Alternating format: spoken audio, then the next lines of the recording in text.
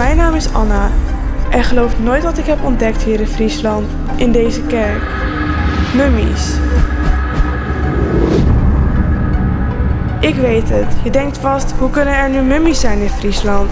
We zijn hier toch niet in Egypte? Maar in deze kerk vergaan de doden niet. Ze veranderen in mummies. Mummies.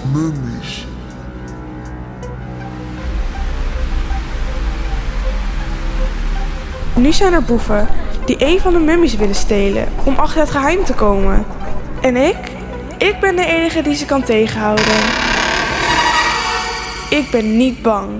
Nou ja, misschien een beetje.